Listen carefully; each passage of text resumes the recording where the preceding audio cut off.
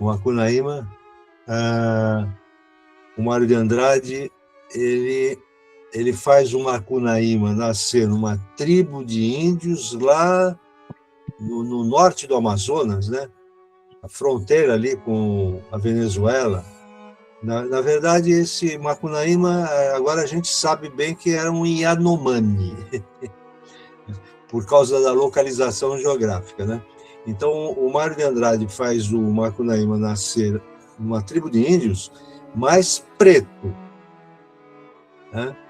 E tem dois irmãos, que é o Manap e o Jiguê. No meio da história, o Macunaíma, tem muitos detalhes aí, mas o Macunaíma vem para São Paulo, então ele atravessa todo o território, né? E quando ele passa por Goiás, tem uma lagoa, tudo isso é história mítica, né? Tem uma lagoa miraculosa que foi feita pelo pé de São Tomé, que quando eles veem aquela lagoa, o Macunaíma mergulha nela e vira branco. Então tem essa ideia, né, da mistura das três raças, né? Ele nasce preto numa tribo de índios e quando se banha nessa lagoa fica branco. O Manap, agora eu estou com dúvida se é o Manap ou se é o Jiguê. Quando ele mergulha, a água já está tingida, né, pelo negritude do Macunaíma, e ele fica mulato, mestiço, né? E quando o Jiguê vai, ele só chapinha a palma das mãos e a sola dos pés, né? Essa é uma explicação mítica, né? Agora, vocês veem que é um assunto, né, que o Luiz, vamos lá, Onvama, é assim que se pronuncia, Wilson? Oi? O nome do escritor moçambicano Luiz Bernardo Onvama, ou Nuana, como é que é? Você tem ideia? Acho que é Ruana, não é? Ruana, né? Ruana. Onuana. Tá. Então, Luiz Bernardo Onuana, né, conta, tem essa historinha, né, em que ele retoma o assunto para ironizar essas histórias todas que são narradas, né? Porque é muito interessante, né? A maneira como ele narra, né? É uma perspectiva de distanciamento, né? Em que ele vai relatando, né, as várias versões, né? E que cada uma diferente da outra, e todas elas são verdadeiras. Como é que é? Deixa eu pegar aqui a palavra portuguesa. São verdadeiras. Ai, meu Deus, qual é a palavra? A gente diria em português brasileiro bobagens, né? São bobagens, mas eles usam uma outra palavra. Aldrabice. Aldrabice. São verdadeiras. Com entonação.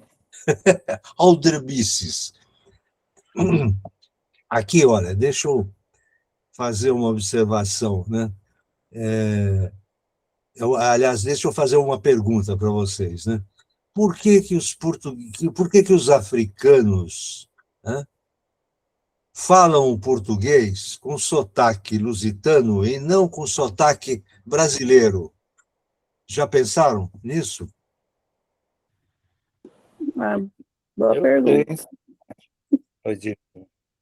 Fala, Wilson. Você ia falar. Eu penso muito, existe muito, eu vejo muito coisas lusófonas, né? E eles tentam popularmente meio que fugir disso, tentar mais influências do Brasil e tal. Mas o que eu acho, é bem achismo mesmo, é porque independência deles foi muito tardia, né? A influência portuguesa ficou por muito tempo lá, né?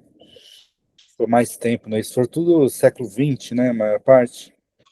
Isso, na década de 70. 70. Na verdade, eles ficaram independentes no momento em que cai a ditadura do Salazar, né? 1974. Né? Aí é que Angola, Moçambique, Cabo Verde, Guiné-Bissau, São Tomé e Príncipe se tornam independentes, né? E você ia falar alguma coisa, Gilvan? Com relação ao sotaque aí, né, essa distinção, eu não sei se eu estou correto, mas eu acredito que tenha também a fatores geográficos, né, a grande extensão do território brasileiro, as muitas línguas presentes aqui, né, já existentes, indígenas, e a própria imigração, né? Como o Wilson disse, antes, né, conseguimos essa independência antes, e a gente tem uma confluência de idiomas que se relacionam, né, e constroem esse português brasileiro, que não é um português homogêneo, né? Ele é um português variado. Então, na própria São Paulo, né? Nós temos a São Paulo da Moca, né? E nós temos a São Paulo da cidade de Tiradentes, né? Então, você tem o paulista que fala mano e o paulista que fala meu, né? Com forte influência de italianos, com forte influência de povos presentes, né? Então, esse português paulista, ele é muito diferente, por exemplo, a gente esteve no Ceará, né, Carla? Muito diferente do português nordestino, que tem uma outra entonação. Eu acho que o nosso português, ele seria, eu vejo como um português mais cosmopolita, né? Um português fortemente influenciado pelo inglês americano também, toda uma relação cultural com o inglês americano. Muitas palavras nós acabamos adotando, né? Até por causa da questão econômica, e aí, quando a gente vê esses países africanos, havia uma dependência econômica maior de Portugal, eles estavam mais isolados, né? O Brasil, por ser um país continental, ele é acessado por vários lugares do mar, né? Por vários pontos do mar ali também, e a forte presença indígena. Então, o nosso português, né? Eu costumo falar isso para os alunos, seria um português aberto, enquanto o português de Portugal seria um português mais fechado, né? Uma coisa menos cosmopolita, num certo sentido. Talvez eu esteja forçando um pouco a barra, mas isso acontece um pouco com o inglês dos ingleses e o inglês dos americanos, né? Como os Estados Unidos é um país hoje, né? Hoje os Estados Unidos é um país de forte imperialismo cultural, a gente vê isso acontecendo também. O inglês deles é o inglês mais prático, né? Uma coisa mais abreviada, enquanto o inglês dos ingleses seria uma coisa mais fechada. É assim que eu vejo. Talvez essa seja uma interpretação ingênua minha, mas eu vejo um pouco dessa forma, assim, que nós acabamos nos tornando um país mais cosmopolita, mais aberto à influência de outros idiomas. Bom, vocês, o Wilson e você, João, falaram muitas coisas interessantes. Eu vou comentar isso, mas queria saber se a Carla e a Nathalie têm alguma coisa para falar. Eu também penso só nessa questão geográfica mesmo, né? A princípio eu pensei que por os países de lá estarem, de certa forma, mais próximos, tanto geograficamente quanto historicamente, próximos, né, de Portugal, que, né, que os colonizou, eu, né, acredito que por conta disso o português deles seja mais parecido com o de Portugal do que o nosso, mas aí tem todas essas questões de imigração que ocorreram aqui no Brasil também, né, para influenciar os vários sotaques. Você tem alguma ideia, Nathalie? Não, professor, na verdade, eu também pensava e penso, né, em relação à colonização. e a aproximação geográfica. Acho que eles resumiram bastante. Tá. Então, olha, deixa eu comentar aqui, né? Ó, o que eu vou dizer não é nada comprovado cientificamente, né? Mas continua sendo uma interpretação, né? Existe, primeiro, uma grande diferença, né? Vamos pegar o português na África, né? Os países africanos foram colônias até a década de 70. Só em 74 é que eles se tornaram independentes, né? Durante toda a colonização, todo o período em que o governo desses países era, na verdade, o governo português, os africanos estavam proibidos de ir à escola, né? Eles falavam as línguas locais. Só em Angola tem umas 50 línguas, em Moçambique outras 50, e eles não falavam português. Eles passaram a falar português depois da independência, e aí houve uma disputa política, né, para decidir que língua seria a língua oficial. E eles acabaram adotando o português como língua oficial por uma questão prática, né? Porque eram línguas demais. Se adotasse uma daquelas línguas como língua oficial, vamos pensar, por exemplo, em Angola, né? Que tem umas 3 línguas dominantes, quimbundo, não me lembro agora do nome das outras, né? Isso produziria embates políticos internos, né? Então, eles escolheram o português, né? Assim como fizeram muitos países que foram colonizados pela Inglaterra, que adotaram o inglês. Vamos pegar, por exemplo, a Nigéria, né?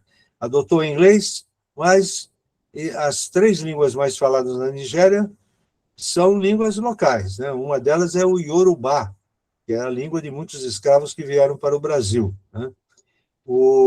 Então, os africanos só tomaram contato, de fato, diretamente com a língua portuguesa no momento que se tornaram independentes. E aí a referência era a língua do colonizador, né? Agora, o português do Brasil. Os portugueses chegaram aqui no século XVI, né? E o território, né, o fator geográfico, né? O território era habitado por indígenas, né? Os povos originários. Depois começaram a chegar os africanos. Então, o português falado foi, que era o português dos administradores, né? Ele foi incorporando vocabulário e pronúncia que vinham dessas outras línguas. Lembrando que ainda hoje existem em torno de 250 línguas indígenas faladas, geralmente com grupos muito reduzidos, né? Existem alguns grupos um pouco maiores, por exemplo, existe uma comunidade chucuru no interior de Pernambuco, que habita o município de Pesqueira, que tem 22 mil habitantes, né? E que luta pela demarcação do seu território e não consegue. Eu estou citando essa comunidade porque eu li sobre isso essa semana, né? Está fresquinho na minha memória. Agora,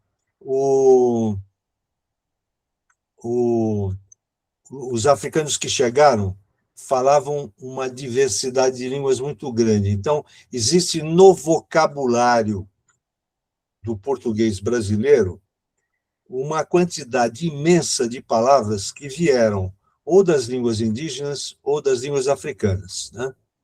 Eu vou contar uma piadinha aqui, duas piadinhas, né? Eu não sei se eu já contei para vocês que eu sou filho direto de portugueses. Meus pais eram portugueses, né? E vieram para cá muito pobres, né, imigrantes, semi-alfabetizados, né, e meu pai, inclusive, conta que conseguiu aprender a ler e escrever da seguinte maneira: morava no campo, esperava todo mundo ir dormir, quando se fazia silêncio, ele saía sorrateiramente para ir até a igreja onde o padre alfabetizava quem tivesse coragem e peito para fazer isso, né? Bom, meu pai teve 19 irmãos, eram famílias de camponeses muito numerosas, né? Esses irmãos migraram para vários lugares do mundo. Eu tenho 5 tios enterrados em Santos. Aí alguns desses primos, né, começaram a manter contato comigo, né? Primo do Moçambique, primo de Angola, primo da África do Sul, da Austrália. Aí chegou aqui um primo que morava em Paris. Quando ele chegou aqui, ele disse assim para a gente: cá, esta língua que vocês falam não é português. Porque ele dizia que não entendia nada. Bom, o português brasileiro, né, que muitos linguistas já arriscam dizer que é brasileiro, não é mais português. O Marcos Banho, por exemplo, diz isso, né? Ele é produto de uma evolução histórica de 500 anos, enquanto isolado, né, da metrópole, que era, dizer, Portugal nos colonizou até 1822, né? Então, o português evoluiu de maneira diferente da evolução do português de Portugal. E o Juvan fez uma observação muito pertinente, né, quando ele fala do o português da Moca, o português da cidade de Tiradentes, né, é que com a vinda dos imigrantes, sobretudo italianos, na cidade de São Paulo, houve uma contribuição muito forte do italiano ao falar paulistano, né? Vocês já devem ter ouvido falar de um escritor chamado Giobba Naneri. Giobba Naneri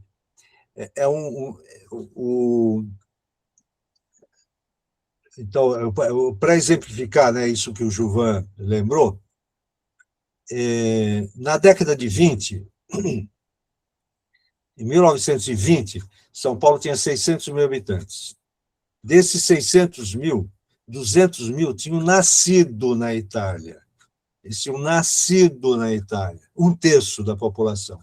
O jornal de maior circulação em São Paulo chamava-se Fanfula, que ainda na minha infância era publicado, né? É um jornal em italiano. Então, tem a influência também das línguas dos imigrantes, né? Certamente lá no Sul, né, uma influência do alemão, no falar catarinense, né? Tem um... E agora, de Minas, Espírito Santo para baixo, os imigrantes tiveram uma influência muito grande. Bom, mas para sintetizar, né, o português brasileiro é produto de uma evolução de 500 anos, em que entram as línguas indígenas, as línguas africanas e, mais recentemente, as línguas dos imigrantes. Eu vou contar, eu disse que ia contar 2 piadas, deixa eu contar a piada que eu queria contar mesmo, que é para exemplificar a diferença de vocabulário, né? Aí veio uma prima portuguesa, Clotilde, né, nos visitar aqui, e minha mulher foi tomar cerveja com ela num bar, e era no inverno, estava ventando frio, e aí ela diz em voz alta, olha bem, Nathalie, desculpe que eu vou falar um palavrão, né?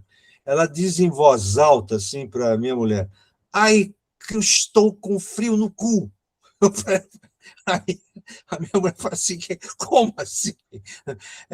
Aí, na conversa, né, é que se ficou sabendo que em Portugal eles não conhecem a palavra bunda, Bunda é uma palavra que veio de uma língua angolana, né? Então, eles chamam as nádegas, assim, é a linguagem popular, né? Nádega, palavra erudita, né? Eles chamam as nádegas de cu, enquanto que nós chamamos de bunda, por causa da influência de, eu não sei qual das línguas exatamente que continha essa palavra, né? Talvez o quimbundo, né? Porque ela já tem esse radical, né, na composição da palavra, mas é por isso. Agora, aqui, olha, a gente fez uma pequena reflexão de caráter linguístico, né, mas que tem a ver com a leitura de um escritor africano, né, que usa um vocabulário que digamos, tipicamente lusitano, né, mas que está presente no português dos escritores africanos, né? A gente vê isso no Pepetela, no Agualusa, no Miacouto, né? Então, aldarabia, não é, Wilson? Aldarabia? Aldarabia. Eles usam muito essa palavra, né, para dizer que alguém falou uma besteira, né? Mas o que eu estava querendo comentar, assim, para terminar, estou falando demais, hein? Eu prefiro que vocês falem. É o seguinte: este conto, né, é um conto que ironiza vários pontos de vista, né? Porque a primeira ironia é contra o professor, né? A primeira versão é o senhor professor.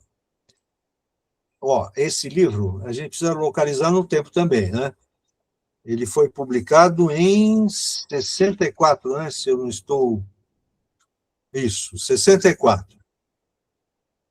E o Onwana, ele não publicou outros livros, né? Ele se tornou militante da Frelimo, participou do governo moçambicano, foi ministro da Cultura. Então, mas esse livro ele produziu uma repercussão muito grande, né, pela qualidade literária dele e pelo fato de que é um escritor que conta histórias da perspectiva dos colonizados, né? Então, o que explica, né, a ironia. O senhor professor é uma forma de tratamento, né, muito respeitosa, né, que já saiu de moda, né? Nós que somos professores sabemos, né? Não somos tão respeitados assim como nesse breve relato. Depois vem a Dona Dores, não, antes disso tem o senhor padre, né? O senhor padre que usa um argumento religioso. Eu achei um piadão a essa coisa, o piadão, né? Aqui também, olha, outro comentário. Os portugueses, quando contam uma anedota, eles dizem assim: essa anedota, que seria uma pequena história, tem muita piada, para dizer que é muito gozada. Eles não usam piada como sinônimo de anedota como nós, né? Eles dizem piada seria a qualidade humorística de uma anedota, quer dizer, de uma pequena narrativa, né? Essa anedota tem muita piada. Aqui ele usa a palavra piadão. Eu achei um piadão, quer dizer, tem muito humor, né? Tal essa coisa. Aí vem o senhor Antunes da Coca-Cola, que conta uma terceira visão, né? Depois o senhor Frias, que diz assim, que aquela história era uma grandessíssima peta, outro sinônimo de aldrabia, né? E depois ele relata que leu a história num livro, e o livro faz referência aos escravos da Virgínia, né, que colhiam algodão, na Virgínia, estado americano, né? Depois, Dona Estefânia,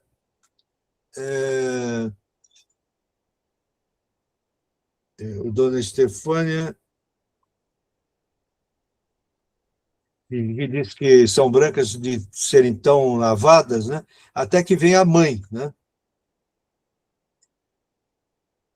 Que conta uma versão completamente diferente e que mantém a dignidade étnica dos pretos, né?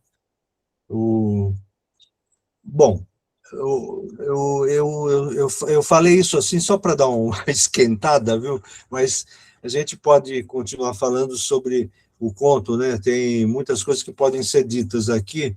Eu proponho que vocês falem à vontade, né? Deixa eu fazer uma proposta. A proposta de que a Nathalie comece falando. Nathalie, você se sinta à vontade para falar o que você quiser, né? Porque eu tenho muita curiosidade em saber como é que você leu esse conto. Então, na verdade, né, esse conto era para ser um tanto inocente, digamos assim, porque ele parte da curiosidade de uma criança, né?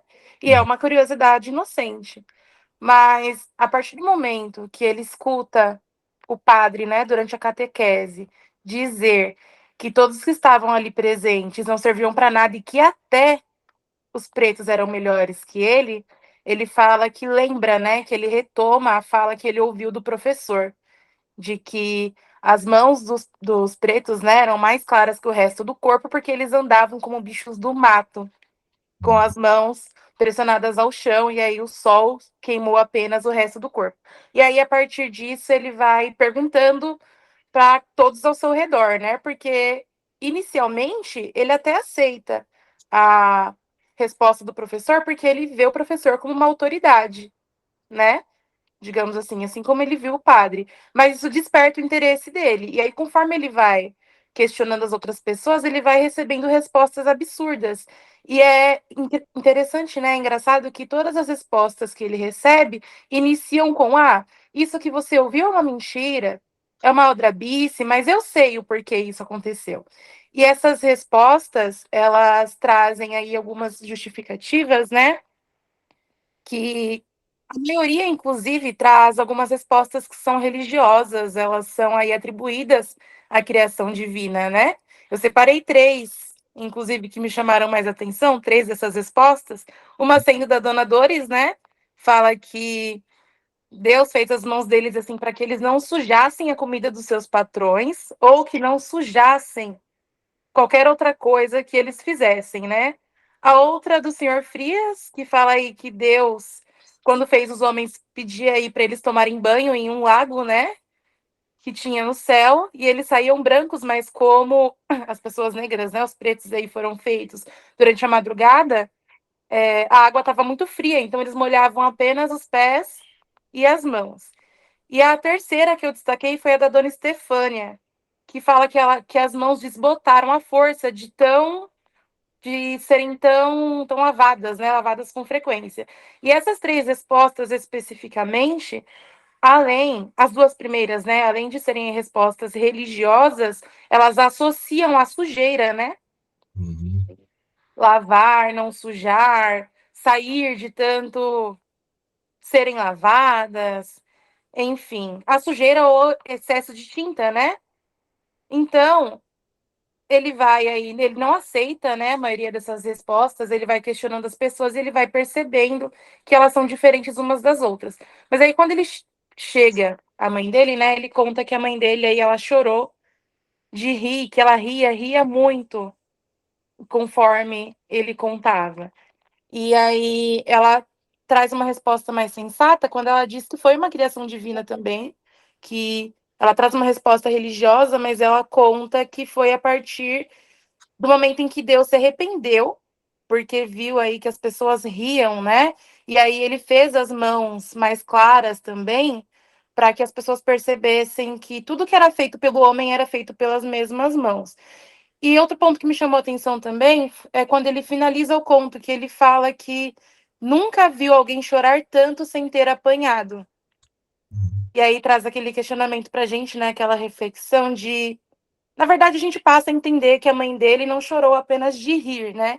Provavelmente ela sentiu aí, conforme ele foi contando. Mas o que era para ser uma curiosidade inocente, traz aí uma reflexão em relação à inocência, né? Conta pra gente que ninguém nasce racista, na verdade. As pessoas se tornam racistas, perdão, conforme elas escutam aí histórias, justificativas, comentários, né? A partir disso, que socialmente parecem inocentes, mas não são. Então, traz a crítica à naturalização do racismo, na verdade, né? Maravilha, Nathalie. Vamos fazer uma rodada? Carla,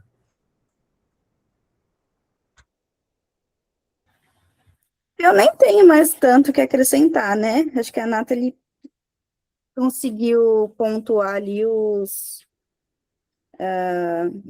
a grande questão do conto, né?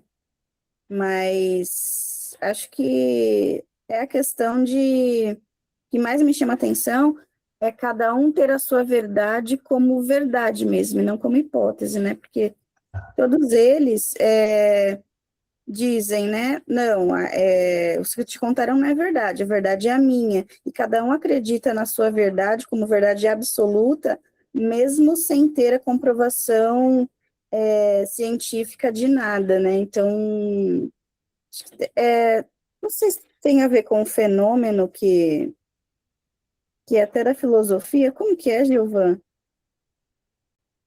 Da verdade o quê? Eu não lembro, mas tem uma coisa aí. Você lembra do que eu estou falando ou não? Tá, eu vou tentar lembrar. você Que é está se referindo ao quando relativismo. Oi? Você está se referindo ao relativismo dos pontos de vista, do relativismo da verdade. É que quando algo ele é de tão falado, de tão afirmado, passa a ser a verdade absoluta, mesmo que não tenha nada que o comprove. Acho É que a tem naturalização, né? Naturalização. mas tem outro nome, mas enfim, depois eu tento lembrar. Mas é isso que Não é acontece, né? banalização? Oi? Não é banalização? Não, Eu acho que não. não. Tem um outro nome, mas depois eu Quer dizer, eu falei com... sim, mas é de certa forma da banalização, mas nesse caso, não de uma verdade só, né? Porque existem várias verdades, mas aquelas verdades que são construídas, sei lá, pela Dona Dores, não é só a dela, porque provavelmente ela ouviu de pessoas, né? Então, cada grupo específico detém aquilo como verdade, né? Mesmo não sendo, e não aceita a verdade que é do outro. Então, por isso que o conto ele segue essa, sei lá, essa aventura aí de verdades que vão sendo ditas, verdades absurdas, mas ninguém enxerga como absurdas porque aquilo já foi naturalizado. Acho que é isso. Eu acho que eu gostaria de pontuar, pegando um gancho do que a Carla falou, é que a Nathalie deve se lembrar também, ano passado a própria Carla sugeriu a encenação desse conto, né? Teatralização e transformar o gênero em dramaturgia, e os alunos fizeram, né? Eram alunos bastante qualificados, alunos do terceiro ano, mas nós passamos boa parte das semanas que precederam esse momento da peça com alguma preocupação, porque é um tema difícil de ser tratado, porque ele toca os preconceitos, né? E as pessoas já estão muito bem confortáveis nas suas explicações preconceituosas. E aí você demonstrar isso de maneira teatral pode gerar uma interpretação errada das pessoas. Então a gente ficou muito tenso, né? Porque era uma peça que, por exemplo, a gente nem permitiu que a escola ficasse aberta para o público externo, porque se alguém chega no meio da peça sem entender o contexto da peça, pode pensar exatamente o contrário daquilo que a gente propôs, né, do que foi proposto. E é interessante como essas interpretações que, de alguma forma, validam o racismo, né, tanto a religiosa quanto a do senso comum, chegando até à noção científica de eugenia e outras noções científicas que foram usadas de modo muito abjeto para tentar validar uma coisa que não tinha validação nenhuma, é complexo. E aí eu lembro da conclusão, né, que os alunos fizeram. Então, uma das nossas alunas, ela passa por esses personagens e cada um dá uma resposta ali muito naturalizada, mas problemática. São respostas preconceituosas que estão disseminadas na vivência das pessoas, né? De que Deus fez com a mão branca para não sujar o alimento, que isso aparece como forma de preconceito e como piada também, né? De certa forma, piadas de grande mau gosto. E aí eu acho que é válido, eu não sei se eu consigo fazer aqui, da gente colocar um trechinho, Carla, do final da peça, quando as duas meninas conversam, que é muito bonito, teve muita gente que chorou, inclusive, na conclusão, porque a menina chega em casa, eu não vou abordar o conto, porque a Nathalie fez aí com maestria, mas a menina chega em casa e ela tá meio angustiada, porque ela não conseguiu nenhuma resposta que desse conta da dúvida que ela tinha. Parecia que todo mundo que respondeu de alguma forma tinha partido de preconceitos. E aí, eu não sei se eu consigo fazer isso, mas eu acho que se eu conseguir, ficaria muito legal, que é retomar esse trechinho. Eu acho que está aparecendo para vocês aí o trechinho. Tá. Tá na tela? Tá na tela. E aí eu vou soltar. A mãe tá arrumando a casa e a filhinha chega.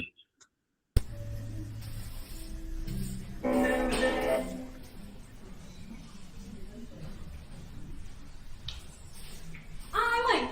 Oi, Pretinha. Como que foi a escola hoje? Me conta. Ah, foi bom. Só tô meio mal, porque eu vi muita coisa negativa, sabe? O que aconteceu? Fala com a mãe. Bom, eu tive uma aula de evolução de raças com a professora na primeira aula. Ela disse que os negros, eles evoluíram de forma errada. E aí eu perguntei, né? Por que as mãos, então, são mais claras? Ela disse que os nossos avós, eles andavam, tipo, igual bicho, gato e cachorro, sabe? Com a mão no chão e não pegou sol. Sua professora falou isso? Como que uma mulher letrada tem coragem de falar isso com uma criança? Ai, que absurdo. Bom, ela é professora, né? Então, eu também falei com a sua amiga, a dona Doris. Ela disse que o que ela ouviu foi que Deus criou os negros com a mão mais clara pra gente fazer a comida no trabalho pros patrões. A comida e as coisas também. E a Doris falou isso, foi? Essa mulher, cada dia que passa, fica mais gaga. Eu também falei com o Sr. Frias e com a mulher dele. Ele disse que o que ele ouviu na catequese foi que o Deus criou os humanos. Só que todos tinham que tomar banho numa lagoa no céu. Os brancos tomaram de dia e os negros, como era de noite, estava muito, muito frio. Eles lavaram só a mão e os pés. E aí ficou claro. Ai, Pretinha, mas do Frias não tem nem muito o que esperar, viu? Ele e aquela mulher dele só pelo papai Oxalá. Mas assim, se nenhuma história é verdadeira, se tudo é negativo, qual que é a verdadeira? Senta aí que a mamãe vai te contar a verdadeira história. Bom, Pretinha, primeiro, você precisa entender que as pessoas falam esse tipo de coisa porque é o que elas aprendem desde bem pequenininhas, assim, que nem você, sabe? E às vezes acaba que nem é por mal. Mas é claro que não é verdade.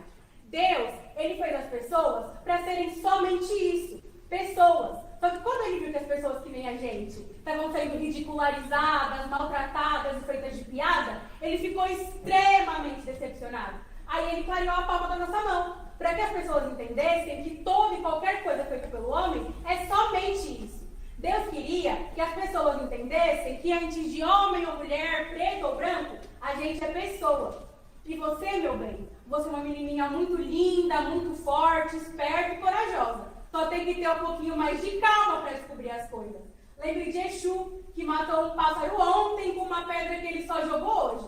Você é forte, pretinha. Por isso te nomeei como Amari.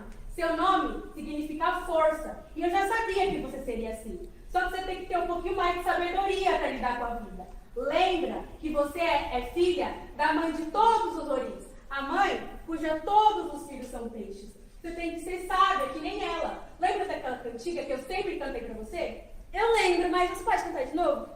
Eligeli Nelodô, Emanjaô, Aconda Perede, Iaoroniô. É a canção onde diz que ela é mãe cuja todos os filhos são peixes. Leve a sua vida com sabedoria, pretinho. E as águas do conhecimento de sua mãe Iemanjá te banharão. Você é linda, meu bem. Nunca se esqueça da sua grandeza. E as suas mãos são lindas também. Eu te amo, tá bom? Lágrimas negras caem,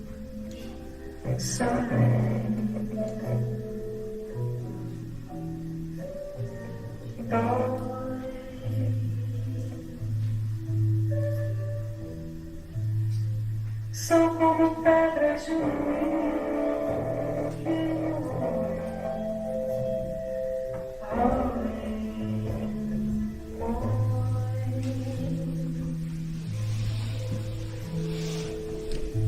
E você, baby.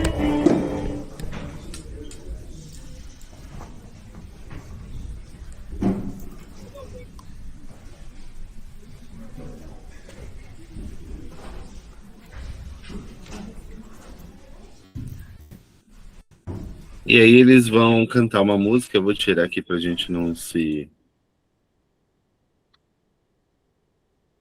Que montagem bem feita, hein? Eles vão cantar, né? Eles cantam Samba de Sá e é muito bonito, assim. E nesse momento a escola tinha 400 pessoas, né? Tava cheia, a escola tava lotada e a gente não ouve o barulho, não ouve um pio, porque tá todo mundo ali tentando perceber o desfecho, né? E isso é consequência dessa construção, do cuidado, né? Da construção, porque são falas que foram naturalizadas e que as pessoas veem como algo comum, né? Não, mas é isso. É claro que algumas aí são mais radicais e já foram deixadas de lado, mas o preconceito, ele subjaz nessa construção, né? E eu lembro que eu fiquei bastante tenso, né? A Carla me levou várias vezes para assistir, para ver se tinha alguma questão que pudesse gerar uma ambiguidade, né? E trabalhar essas questões é sempre muito complicado, porque se por um lado você tem um aluno sendo ilustrado, sendo iluminado e percebendo essas contradições, por outro, nós temos a sociedade e muitas vezes a própria família achando que o tratamento dessas questões é mimimi, né? Que é assim que eles chamam, né? Doutrinação. E aí é sempre muito difícil você tratar essas questões quando a gente tem na sociedade o que a gente tem visto, né? Então, num certo sentido, eu não sei se você... Aí não aparece, mas na lousa daquela cena do professor, né, que o professor está falando ali, eles colocaram aquele processor, aquela imagem, né, que é muito característica da internet, do macaco e do homem, né, do macaco indo parar no homem, da ideia da evolução e da ideia de que o negro ele para um pouco antes da evolução a que o branco chega. E isso tudo tratado com bastante cuidado, com bastante zelo, né, para que não haja essa ambiguidade. Eu acho que esse conto, ele é um conto que, como a Nathalie falou, ele é ingênuo, num certo sentido, porque nasce de uma dúvida, né?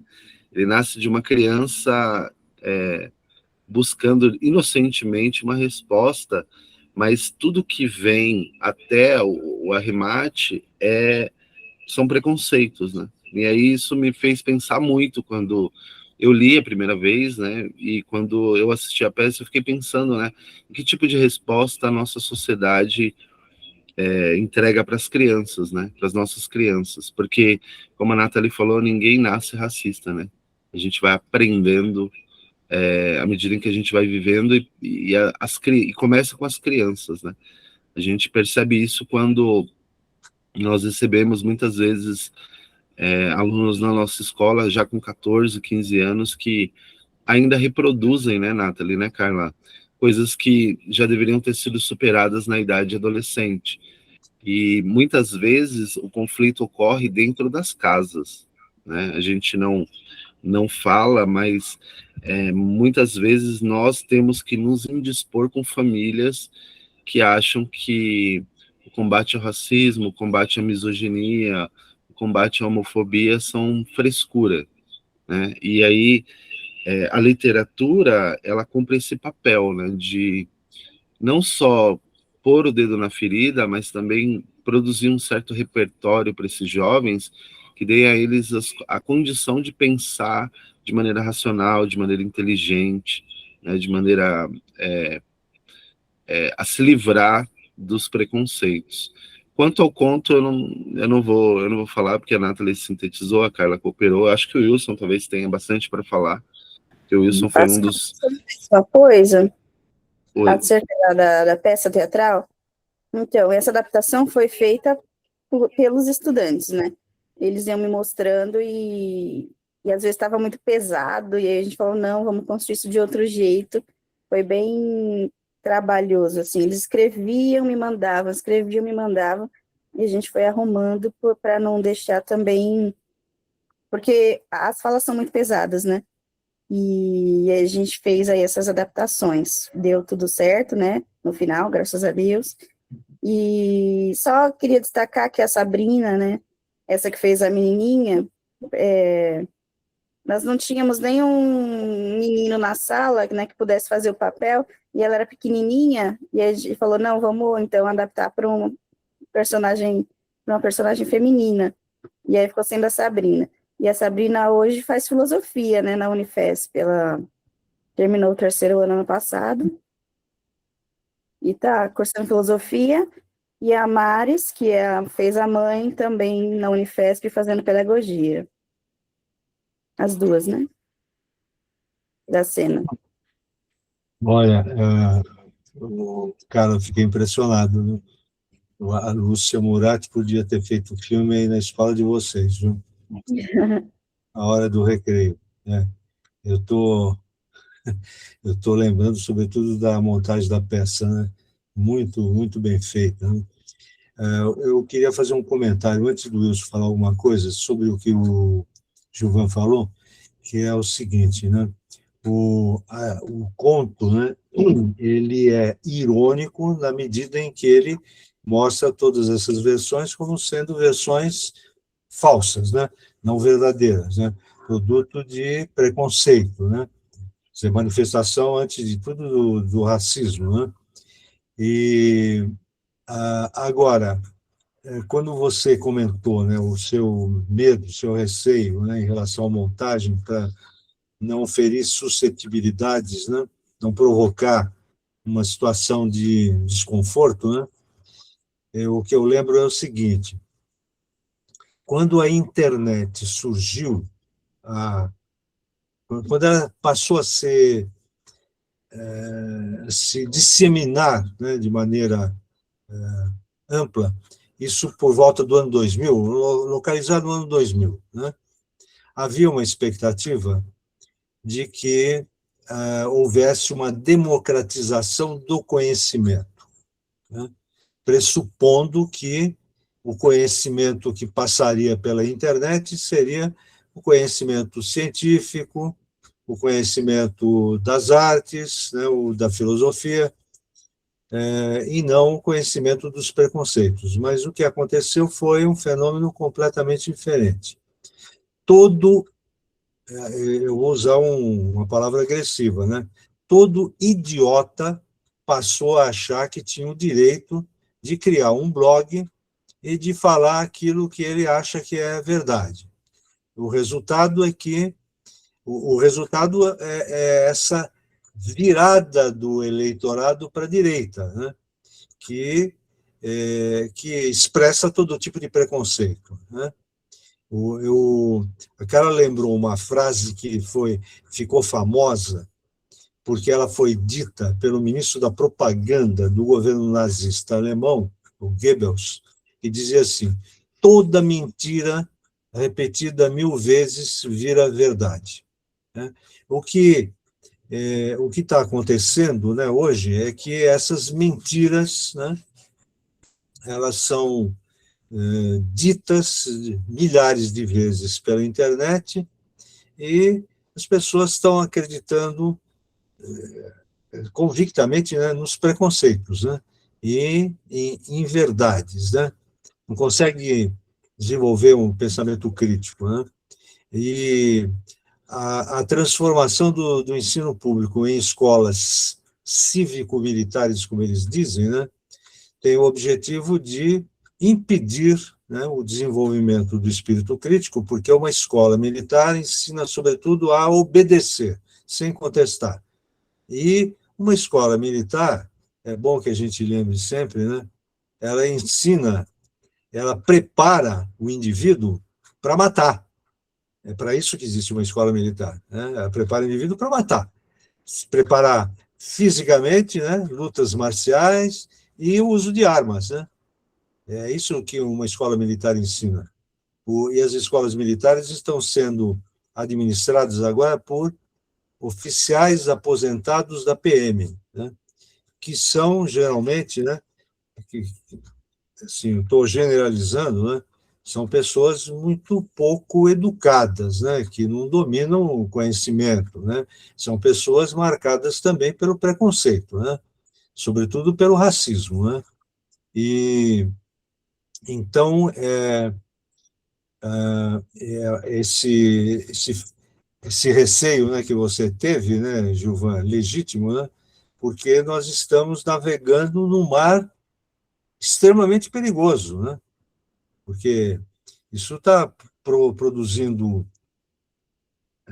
ações de uma agressividade muito grande, né, que está sendo mostrada, sobretudo, pelo fenômeno do feminicídio, né, pela quantidade de, grande, né, de assassinatos de mulheres por homens que acham que a mulher tem que se submeter a ele, né? Quer dizer, que não tem uma relação de respeito, né, pelas mulheres, né? O mesmo ocorre com os homossexuais e o mesmo ocorre com as pessoas negras quando são abordadas pela polícia, né?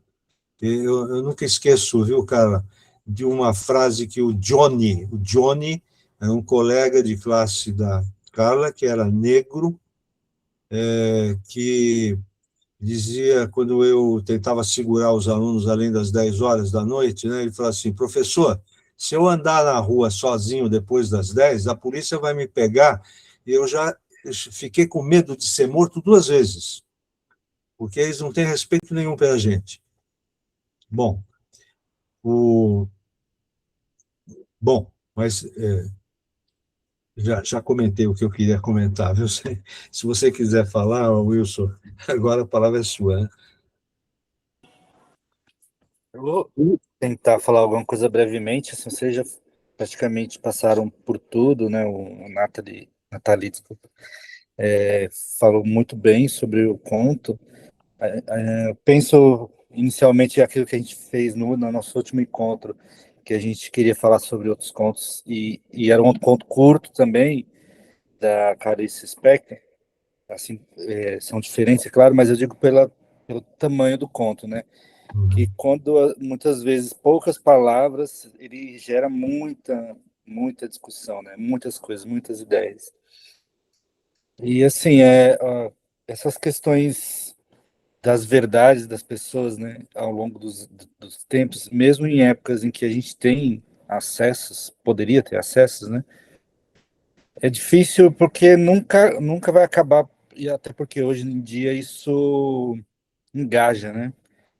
E dá dinheiro, né? E no final acaba sendo isso, né? Parece uma bobagem, mas pensar, nossa, mas quem está escrevendo ali tá ganhando dinheiro, quem está fazendo vídeo está ganhando dinheiro, as plataformas estão ganhando dinheiro, e é incrível como isso engaja, entra na mente das pessoas, e tirar isso é praticamente impossível. Só gerações, se a gente for pensar, né? Ainda a gente vive ainda nessa estrutura racista, com melhoras aqui e ali, mas o discurso do ódio, ele é muito mais forte, né? Ele é muito mais forte, ele invade, assim, e até recentemente eu li um livro que é O Olho Mais Azul, não sei se vocês conhecem, Eu li, eu li. da Toni Morrison, né? É um livro também meio dilacerante, assim, né? Ele mostra todos os preconceitos e principalmente como ele vive ali dentro dos próprios negros, né? Que eles se separam ali os mais claros, os mais escuros, enfim, e isso foi introduzido neles, né? Ao longo de uma história aí de segregação, que mesmo, isso aí é século XX, né? Metade do século XX ali, né? Anos 60, mais ou menos. Nos Estados Unidos, né? Que era lei, né? A segregação era lei. Então, assim, essas verdades que pode ter ciência ou não, pode ter religião ou não, eles sempre vão conseguir achar uma justificativa ali para rebaixar as pessoas, né? Principalmente para elas não só se sentirem inferiores, para servi-los, né? Enfim, é mais nesse sentido aí que eu fico pensando, entre outras coisas, lógico, tem muita coisa aqui para a gente poderia falar a respeito, mas assim, vocês já falaram bastante, assim, essa peça aí, eu comecei a assistir, né, quando vocês mandaram lá antes, acabei não terminando, mas só essa cena aí valeu muito, assim.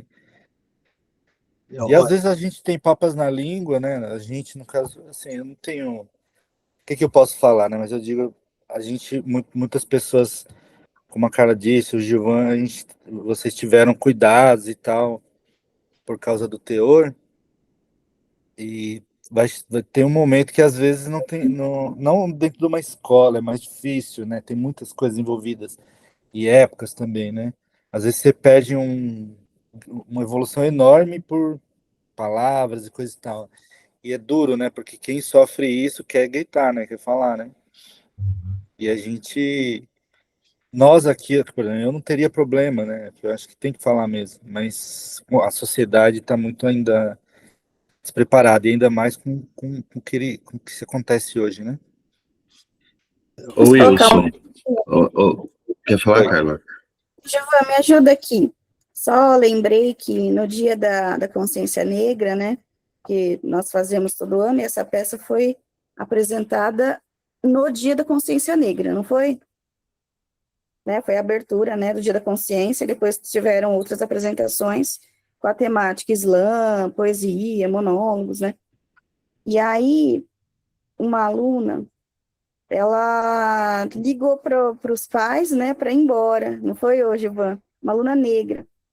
E ela ligou para a mãe porque não ia ter aula. Ela falou assim: não está tendo aula, vai ter só esse negocinho de consciência negra, então vai me buscar, porque eu não quero participar.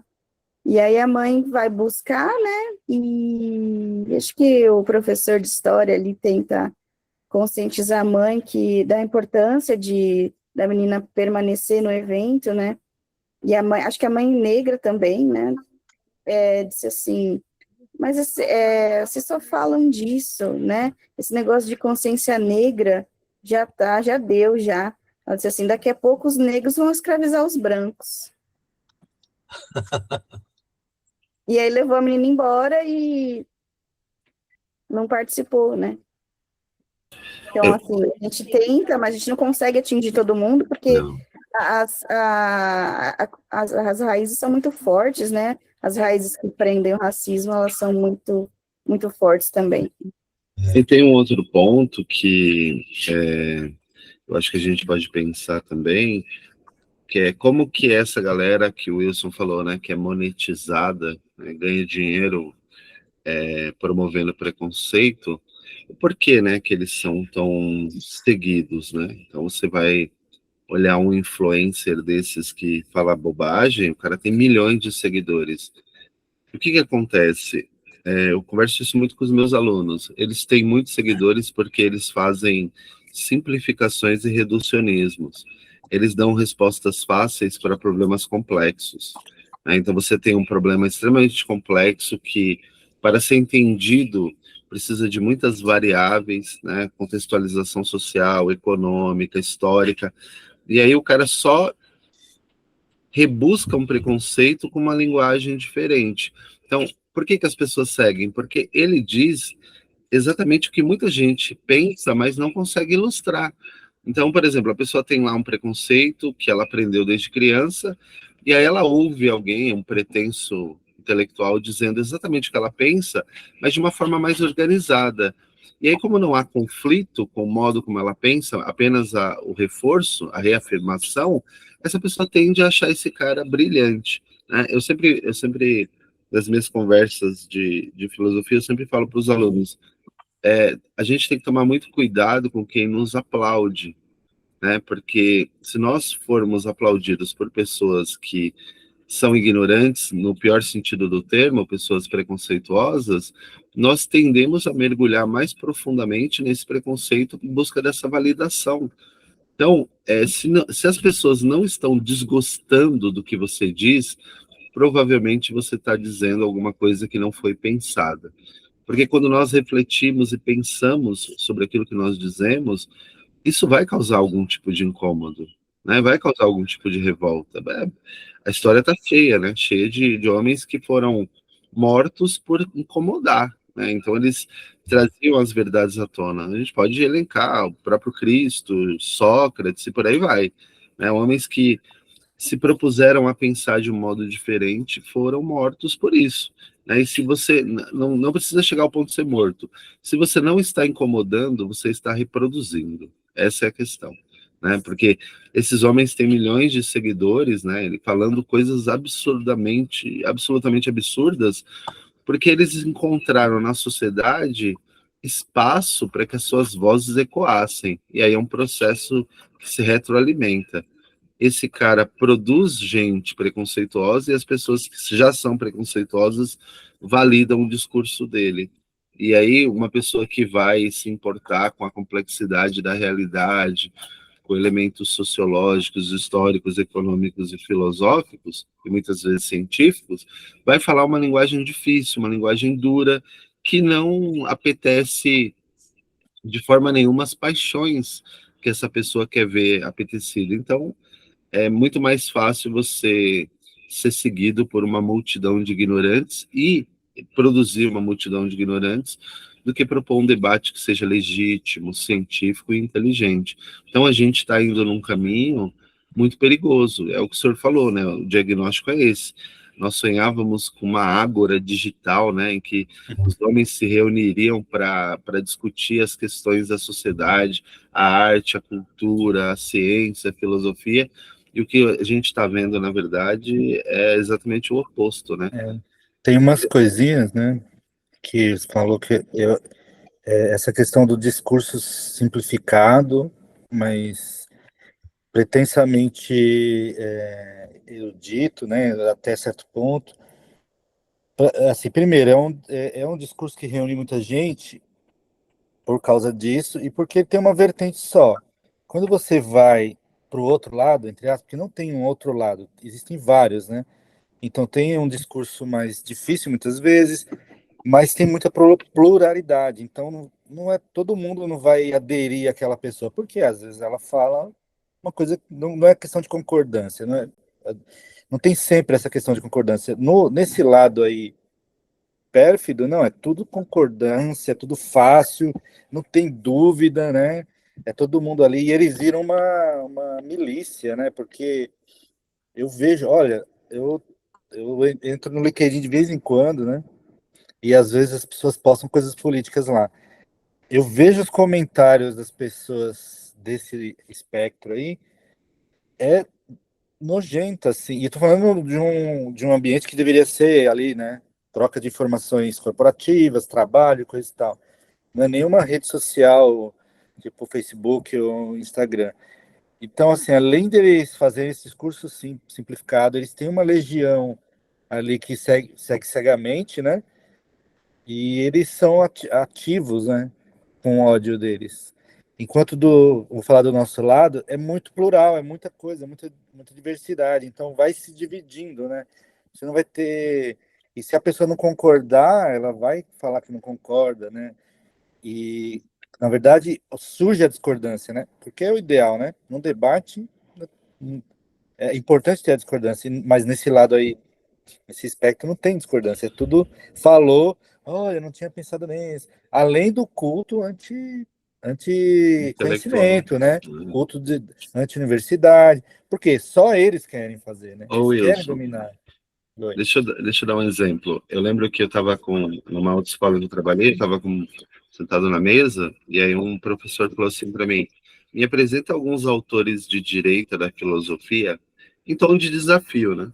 Uhum. E eu falei: tem, eu vou te mandar. Eu mandei para ele o Roberto Romano, o professor Roberto Romano, que é um cara mais uma extrema direita, mas seria um liberal, e mandei para ele um cara chamado Michael Oakeshott, que é um cético. Só que o Michael Oakeshott é um cara, é um ateu, ele é um cara que estaria à direita, mas é um cara ateu, e o Roberto Romano é um professor estudioso do Nietzsche, né? Muita gente o colocaria como um autor de direita. Não, né? É porque quando ele fala direita, a gente já pensa lá no Bolsonaro e dá um pouco de medo. Que Acaba, são né? dois autores plurais, né? Aí esse cara leu e falou: não, esses caras não têm como ser de direita. Aí eu falei: por quê? Ele falou: não, porque um é filósofo, um cara está estudando Nietzsche. Como é que o cara que estuda Nietzsche pode ser de direita? E eu falei: mas qual é a relação, né? E aí o outro era um autor americano, só que o cara é ateu, o cara é um cético. Ele falou: não existe Ateu de pensador direita. de direita, exato. Né? E aí é o que você está falando. Então, enquanto um lado se propõe ser diverso e múltiplo, o outro lado ele tem o comportamento de seita. Então você precisa atender a todos os critérios, entendeu? Então você tem que ser antivacina, negacionista, tem todo um conjunto de valores ali que, se não atender, não serve. Então, mesmo autores que nós pudéssemos colocar como autores de direita, não servem, né? Porque esse cara estudou demais, esse cara é muito ilustrado. Então, existe uma pretensão de um certo comportamento. E aí, qual é o outro ponto que eu queria tratar? Acho que a gente já se estendeu demais, nem sei se a gente vai conseguir tratar outro ponto, que é o seguinte: dentro da própria educação, a gente tem essa reflexão, esse pensamento. Pode parecer absurdo, mas nós temos professores e professoras que acreditam em valores que são esses valores que o Wilson está denunciando. Né? A gente tem professores que acham natural, por exemplo, o debate anti-vacina. A gente tem professores que acham natural, por exemplo, né, eu tenho uma formação cristã, tudo meu aqui é passado por uma formação cristã. Mas a gente tem professores que acham, por exemplo, natural que o criacionismo seja ensinado como ciência. Existe, né? Entende? Então, eu não tenho nenhum problema do debate cristão, do debate da criação, eu não tenho esse problema.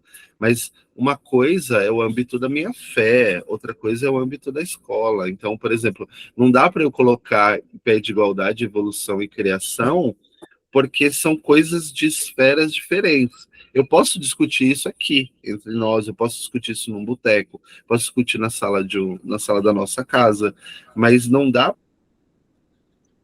se estivesse na mesma esfera, né? Então, mas na opinião dele, a vacina não é boa. Não dá, não é Não é sobre questão de opinião. opinião. Exato. A vacina, na opinião, o pai tem que ter o direito de não vacinar o filho. E aí, quando você vai para os autores liberais, né, que são autores... O próprio John Stuart Mill, naquele livro dele sobre a liberdade, ele diz: não dá para eu tomar uma atitude individual que influencie a vida das outras pessoas e queira que essa atitude individual não seja pressionada pelo coletivo, né? Que é exatamente a questão. Eu não vou me vacinar porque eu sou contrário à vacina. A doença é transmissível? Então a sua opinião não vale de nada, porque se você não se vacinar, você vai colocar as pessoas que Em risco. discordam de você em risco. Só que esse ilustramento, essa ilustração do pensamento, requer muito tempo de estudo, requer que você siga pessoas que promovem o debate, que são inteligentes. Enquanto as pessoas ficarem seguindo esses homens de que nós estamos falando, né, eu acho que quem encarna isso hoje, né, de forma muito, é o Nicolas Ferreira, porque ele arrasta multidões e multidões de pessoas jovens.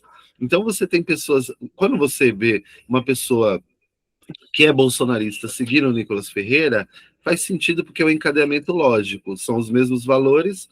Agora, quando você vê jovens seguindo o Nicolas Ferreira, isso é muito preocupante, porque você tem as novas gerações já sendo comprometidas, né? E eu acho que esse, para mim, é a grande questão. Gente, falei demais, perdão. Só, você me permite, rapidinho, sobre isso que você falou,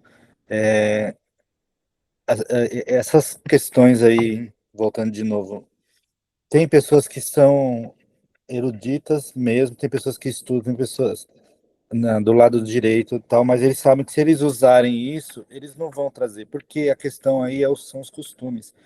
Eu conheço pessoas que se declaram de direita, conservadoras e coisa e tal, e não tem nenhum problema, só que quando você vai conversar com essas pessoas sobre coisas do dia a dia, elas têm claramente pensamentos de esquerda, sabe?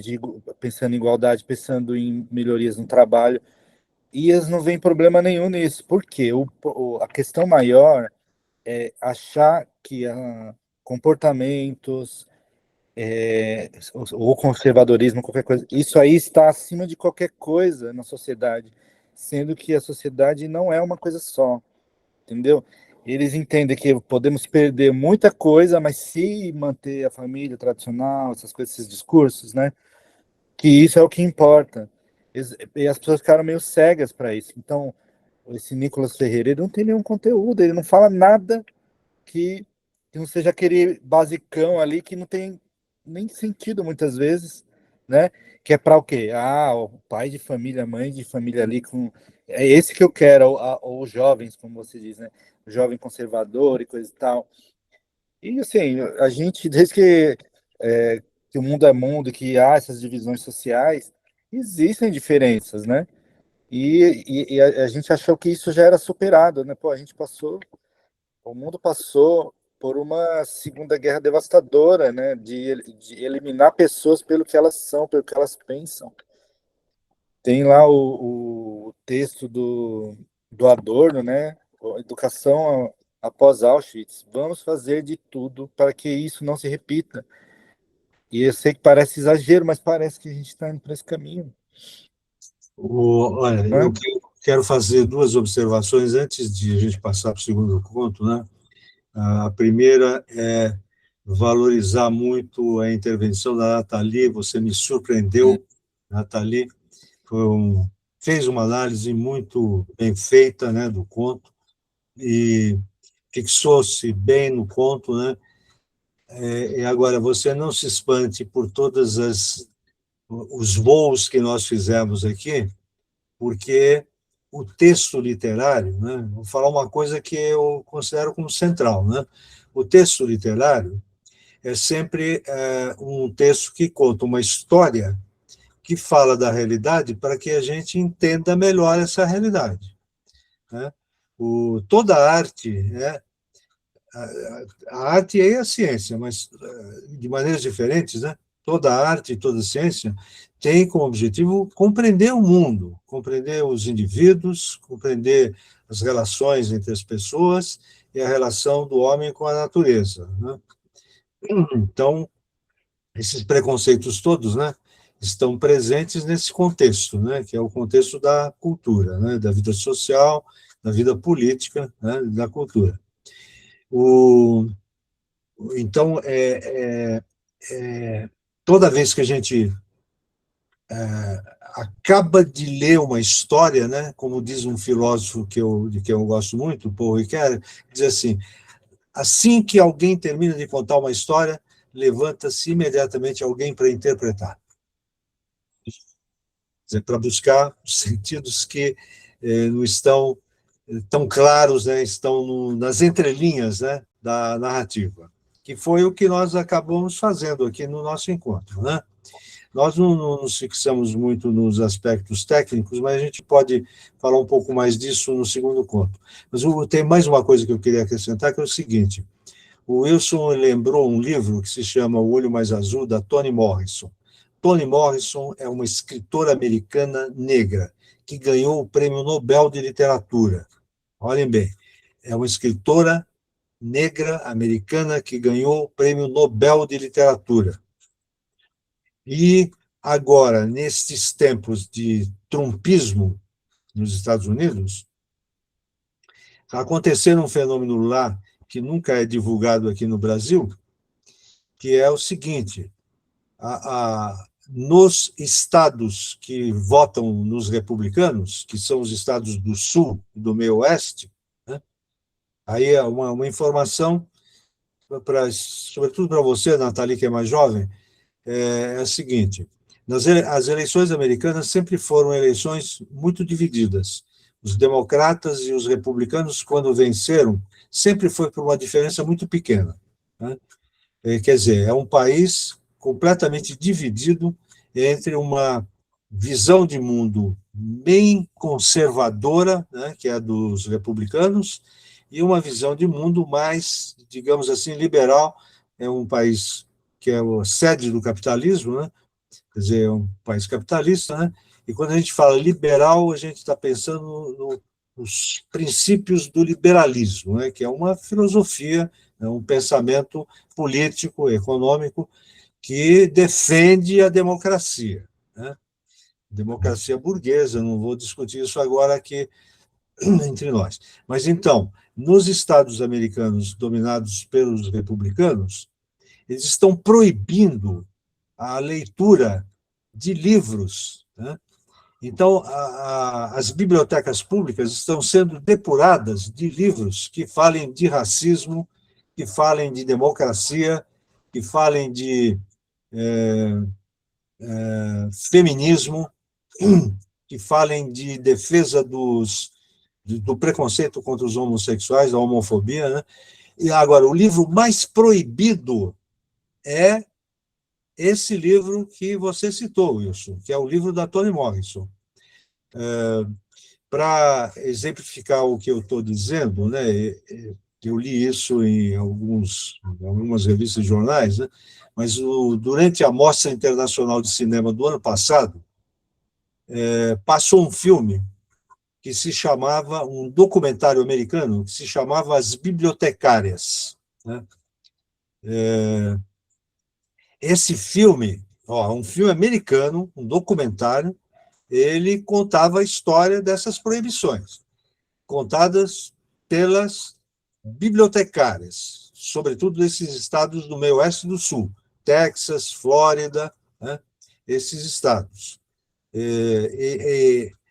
Elas estavam sendo, como elas se recusavam a esconder todos os livros, houve bibliotecárias assassinadas, demitidas pelo governo local, né, e que se sentiam, né, em risco de vida o tempo todo.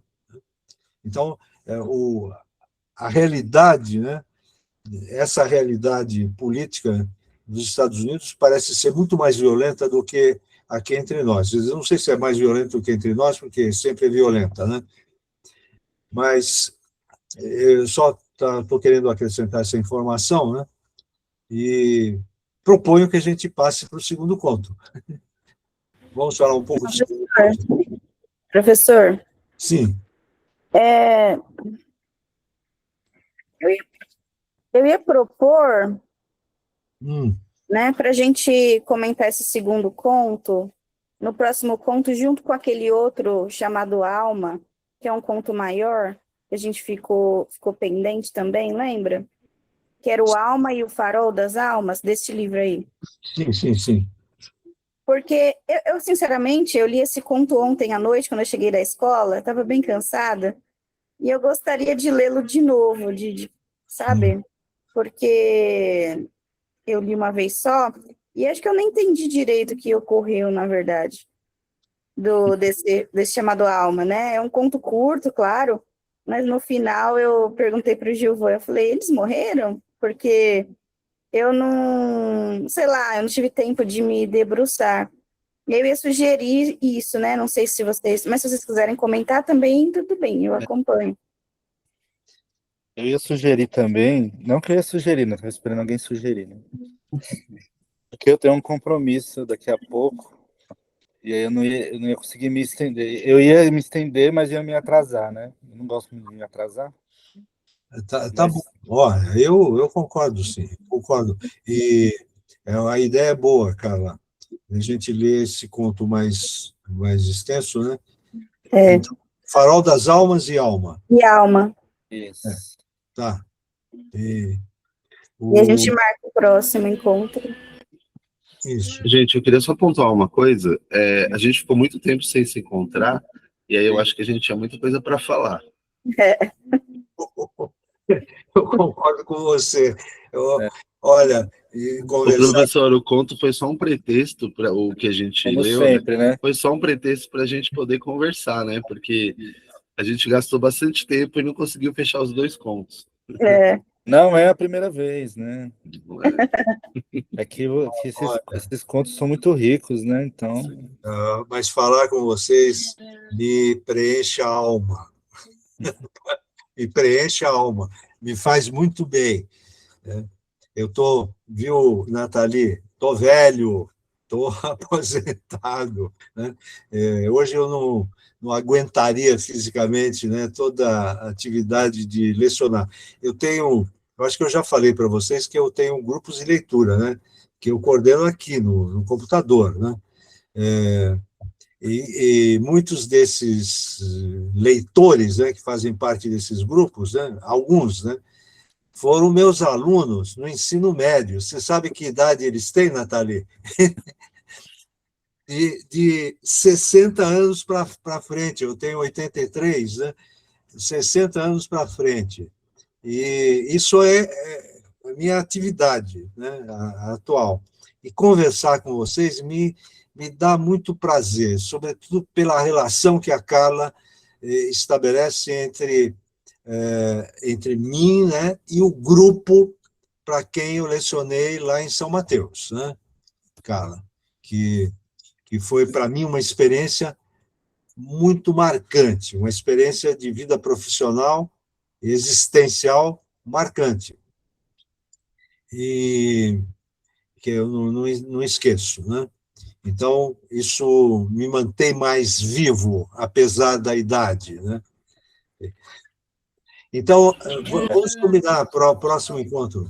Professor, professor, eu não fui o seu aluno em São Mateus, mas eu conheci o senhor por intermédio da Carla, mas eu acho que eu falo aqui em nome de todo mundo que está aqui, a gente gostaria de agradecer pelo senhor disponibilizar aí o seu tempo conosco para compartilhar conhecimento, para nos instruir.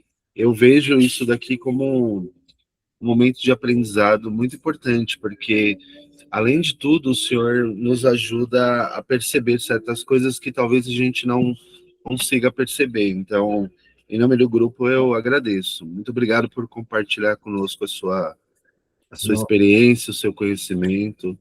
É muito proveitoso para nós. O Gilvan, não me faça ter a reação da mãe do narrador do conto, do conto que nós analisamos. De chorar de emoção lá do fundo do coração. Isso que você me fala me fortalece, né? Então, vamos combinar o próximo encontro? vamos. vamos. Ó, eu estou com um calendário aqui. Abril, né? Abril tem feriados aí, né? Está cheio de feriado. Aliás, tem 2, né? Eu acho que, a não ser que vocês viajem, por mim, assim, não tem problema ser num final de semana que pegue feriado também. Uhum. Tem o dia 25 aqui, é sábado, né? Ou do dia 25, ou o dia... Não, o dia 25 é melhor, porque o dia 2 de maio é em sequência de um feriado. Melhor dia Feriado. 25. 25, o que vocês acham? Para mim está ótimo. 25, Pra Ok. mim também. daqui a um mês, né? A gente Sim, faz assim no sábado, das 10 ao meio-dia. pode ser. Perfeito. Então ficam esses dois contos. O Farol Ok. das Almas e Alma, né? Alma é um conto bem extenso, né? Talvez a gente tenha bastante coisa para falar. É extenso e ele tem uma narrativa não diferente, eu diria, mas que os parágrafos são muito grandes, né? Aham. Aí a gente pode falar um pouco mais longamente sobre os aspectos técnicos, né? A construção do texto, né? Sim, sim. Foco Legal. narrativo, tudo isso, né? Principalmente a alma, porque ele não é tão comum assim como a maior parte dos textos que a gente lê, né? Uhum. Então tá bom. Mas a gente aguarda. Agora eu fiquei um pouquinho mais ansioso. Então, Obrigada, professor. Obrigada, gente. Obrigado, gente. um abraço Um para abraço para vocês, bom final de semana. Bom Tchau, final. gente. Obrigada. Tchau. Tchau.